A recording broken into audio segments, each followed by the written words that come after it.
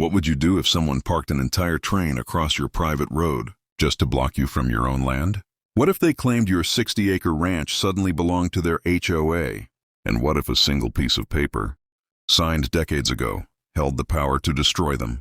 Because that's exactly what happened to me, and by the time the dust settled, their entire HOA was gone, wiped out, one signature. Here's how it all went down. I didn't think a train would be the thing that pushed me over the edge. But there it was. A full-sized, rust-covered locomotive, parked across the only road into my land. No warning, no explanation. Just sitting there like a steel middle finger pointed directly at me. All because the HOA didn't approve of the way I accessed my property. I own 60 acres. No streetlights, no sidewalks. Just cedar trees, hills, and a creek that's been running longer than most of these HOA board members have been alive. And I've lived here longer than... There's even been an HOA, but that didn't stop them. When a new development cropped up near my southern fence line, the HOA that came with it decided I was now under their extended jurisdiction. Their words, not mine. First it was letters, then threats, then fines. All for things like painting my barn without approval, running a private well, or not having my mailbox in their color scheme. I ignored them until they parked that train. It wasn't even a working train. Just some historic display they had acquired for a future community project. But instead of putting it in the park, they had it dragged onto the old rail spur, cutting off my access completely. But what they didn't know was that I'd been preparing something of my own. And one signature, just one, was all. I needed to burn their entire kingdom to the ground. Let me take you back. I inherited this land from my grandfather. He used to say, "You don't own land unless you can walk it end to end without asking permission." That stuck with me. So when a shiny new HOA development popped up right beside my east fence line, I didn't think much of it. I figured they'd keep to their streets and I'd keep to my pasture. But the moment they realized I used an old private road that passed through a 40-foot strip near their new walking trail, they lost their minds. It started with a note, folded in plastic and zip-tied to my gate. "This is common HOA property. You are trespassing. Cease immediately or face enforcement." The road they were talking about, it's been there since the 1950s. My family built it. There's even a county record showing it. Predates the rail tracks that ran alongside it. So I wrote back, calmly, attached a copy of the survey, mailed it to the address on the letterhead. No reply. Then I got my first fine in the mail. $400, unapproved vehicle passage. That same week, they painted over my road markers and posted private HOA use only signs at the edge of the trail. I tried being civil, knocked on the HOA office door, met a woman named Cheryl, HOA vice president, clipboard in hand, tone like vinegar. She told me, "Our board voted unanimously. That stretch is now part of HOA green space. You're welcome to file a complaint, but you'll have to submit it at the next general meeting in 3 months. 3 months? Meanwhile, my access was shrinking. Neighbors started giving me side eyes like I was some kind of outlaw. One even told me, "You should have just joined the HOA when you had the chance." I laughed at the time. I shouldn't have, because what came next wasn't just a letter or a fine. It was that train. They somehow got permission from the city to drag a decommissioned locomotive onto the spur line and right across the road that led into my ranch. They called it community enrichment. I called it what it was, a blockade. But that was just the beginning. You'd think parking a train across someone's land would be the craziest part. Nope.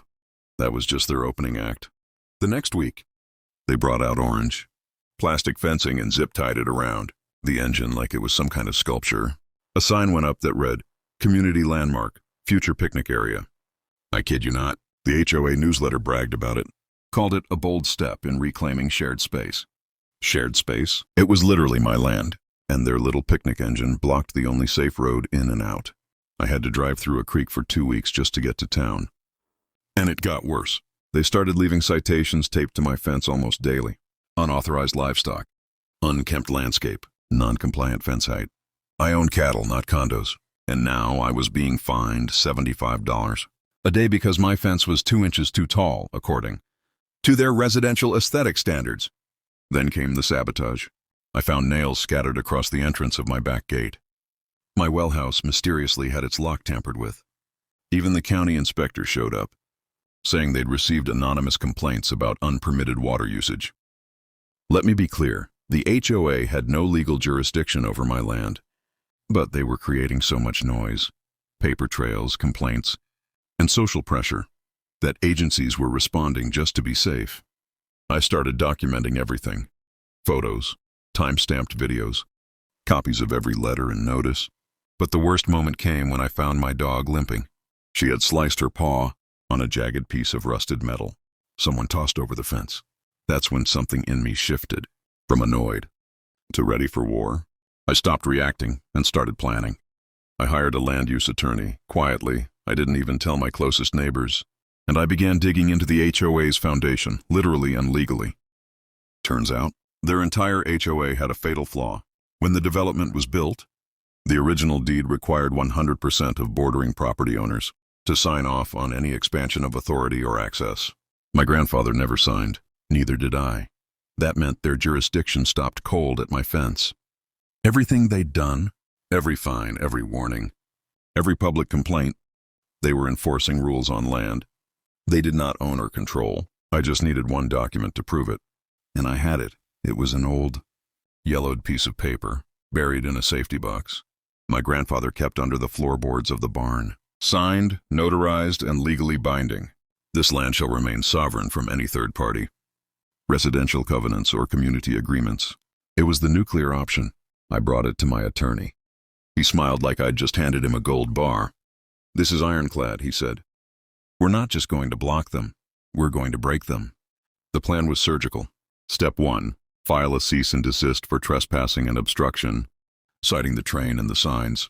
Step 2, notify the county zoning board, showing their overreach beyond approved development lines. Step 3, public records request. We pulled every instance where the HOA had fined, threatened, or interfered with any property outside their actual legal boundary. Turns out, I wasn't the only one. There were 6 other landowners, small lots, some elderly folks who had quietly been bullied, fined, and threatened for years. Most didn't know they could fight back. Now they did. Step 4, file a class action complaint with the state attorney general's office for HOA abuse of power and unauthorized enforcement. And step 5, the final blow. Deliver the notarized deed restriction to the HOA's board and their legal couloir. Sell with a deadline, 48 hours, to cease all operations or face dissolution proceedings. It was poetic. The same people who tried to fence me out were now boxed in by their own arrogance. I hand-delivered the documents to the HOA meeting. In person, Cheryl was there, as usual, surrounded by folding chairs, cheap coffee, and overly dramatic banners. I dropped the envelope on the table. "This is your eviction notice from Power." She blinked. "Read the letter." Her hands actually trembled. One of the board members stood up and said, "Wait, we can't fight this." And they didn't. Within a week, the train was gone. Flatbed truck. No announcement. Just quietly disassembled and hauled away under cover of night. The signs disappeared. The fines stopped. And then came the big one. The HOA sent a letter to every teen resident announcing a special vote. Due to unforeseen legal vulnerabilities and lack of compliance with original property restrictions, the HOA was being voluntarily dissolved. They tried to spin it like a graceful exit. But the truth? I gave them 48 hours. They caved in 12. The woman who once fined me for non-compliant grass height, she moved away 2 months later. Quietly, the for sale sign went up at dawn. I heard she sold at a loss.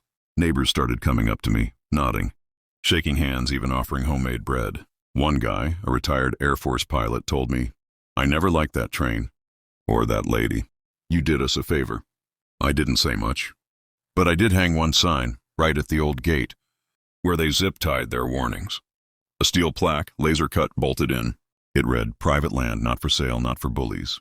And beneath it, Esther 1957, free since day one. You know, I never wanted a fight. I just wanted to be left alone to live the way my family always had. Honestly, quietly, with no HOA presidents sniffing around my property line like bloodhounds on a power trip. But sometimes, the only way to keep peace is to fight for it. That one signature, my grandfather's, was all it took to protect what mattered. And I think about that a lot. The people who crave control the most are usually the ones who deserve it the least. So here's my question for you. What would you have done if someone tried to fence you out of your own land? With a literal train? Would you have fought? Or just found a new way around? Let me know in the comments. I read every single one. And if you made it to the end of this story, comment "Justice served" so I know who my real ones are. Oh, and Cheryl? Last I heard, she joined an HOA in Florida. I wish them luck.